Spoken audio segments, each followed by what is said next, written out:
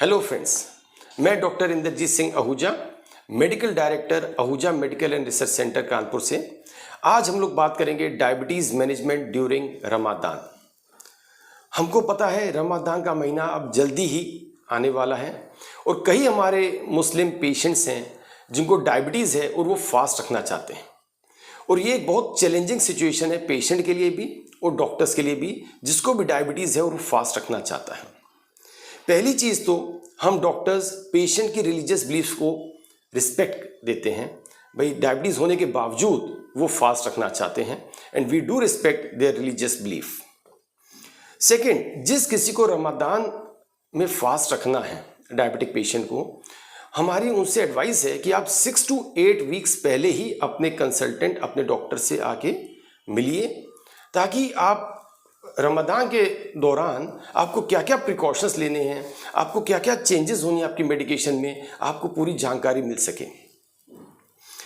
इसमें क्या क्या स्टेप्स होते हैं। जब आप 6 to 8 वीक्स पहले अपने डॉक्टर से कंसल्ट करते हैं तो उसमें 4-5 चीज़ें हमें देखनी पड़ती हैं। पहला, कौन से ऐसे पेशेंट्स हैं जो फास्ट रख सकते हैं, तो उसमें हम लोग रिस्क स्ट्रेटिफिकेशन करते हैं।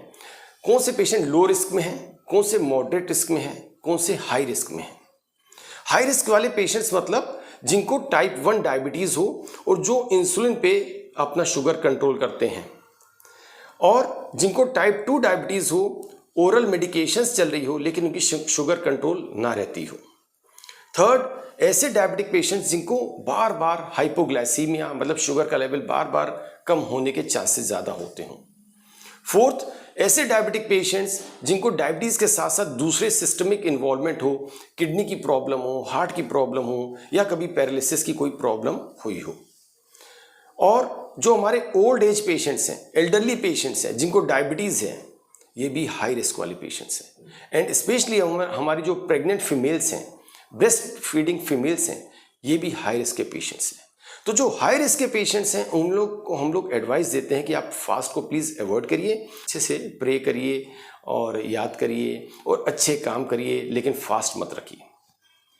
लेकिन जिस किसी को लो रिस्क है, मतलब टाइप 2 डायबिटीज़ है, ओरल मेडिकेशंस ले रहे हैं, दूसरी कोई सिस्टमिक इन्वॉल्वमेंट नहीं है, और यंग पेशेंट्स हैं, लिटरेट हैं, अपनी शुगर मॉनिटरिंग अच्छे से कर सकते हैं, अपना ध्यान रख सकते हैं, ये सब पेशेंट हमारे लो टू मॉडरेट रिस्क में आते हैं। इन सब को हम लोग फास्ट रखने में मना नहीं करते हैं। सेकेंड स्टेप, जब हमारा पेशेंट फास्ट रखना चाहता है तो उसकी ट्रीटमेंट रिवाइज करते हैं। ट्रीटमेंट रिवाइज में जो कोई ऐसी मेडिकेशन जिससे हमारी ब्लड शुगर कम होने के चांसेस बहुत ज़्यादा होते हैं, या तो उसकी हम लोग डोज कम कर लेते हैं या फिर उसका टाइमिंग चेंज कर लेते हैं ताकि फास्ट के समय उसकी शुगर ज़्यादा फॉल ना करे। थर्ड इंपॉर्टेंट, हम लोग पेशेंट को एडुकेट करते हैं कि उसको कैसी डाइट लेनी चाहिए। डाइट इन द सेंस कि जब भी आपको फास्ट के टाइम में तो आपको खाना नहीं है 13 to 14 आवर्स, लेकिन जो बाकी टाइम मिलता है उसमें आपको किस टाइप की डाइट लें कि आपके शुगर के फ्लक्चुएशंस बहुत ज़्यादा ना हो। तो उसमें हम लोग प्रमोट करते हैं हाई फाइब्रस डाइट लीजिए, कॉम्प्लेक्स कार्बोहाइड्रेट डाइट लीजिए, फ्रूट्स ज़्यादा ले सकते हैं, वेजिटेबल्स ले सकते हैं, एंड हाई प्रोटीन डाइट लीजिए। वाटर इंटेक बहुत अच्छा होना चाहिए, पानी बहुत ज़्यादा पीना है, हाइड्रेशन अच्छे से मेंटेन करना पड़ता है। और क्या नहीं खाना है, sugary foods, sugary drinks, fried food, ये सब चीज़ें अवॉइड करनी चाहिए।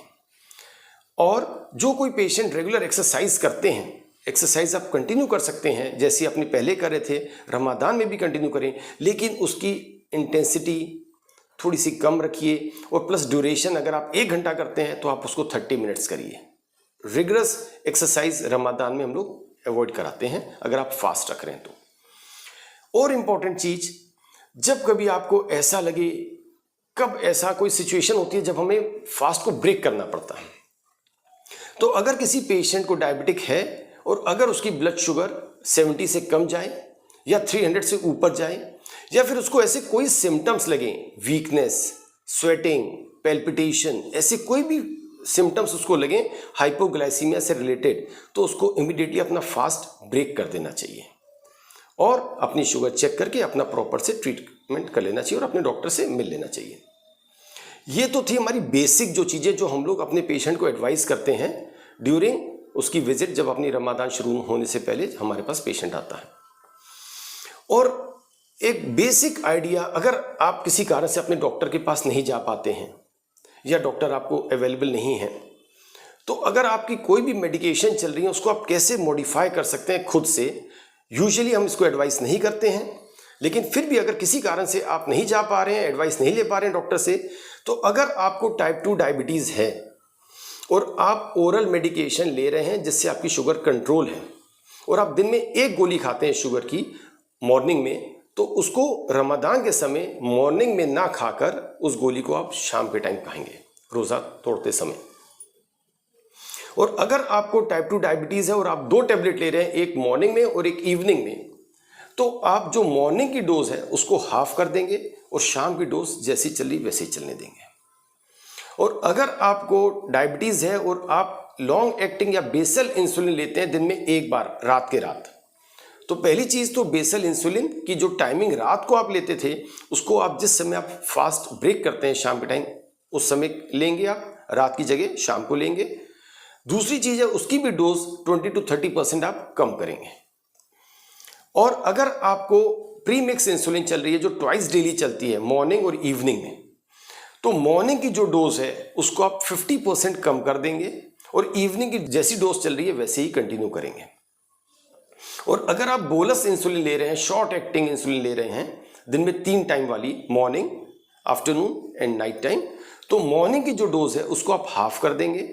आफ्टरनून में क्योंकि आपका फास्ट है आपको ऐसे ही ओमिट करनी है, स्किप करनी है, और जो इवनिंग की डोज है जैसी चली वैसी चलने देंगे। हमने आपको एक रफ आइडिया जरूर दे दिया है, लेकिन मेरी सिंसियर एडवाइस है कि आप अपने डॉक्टर से मिल के ही इसको फॉलो करें।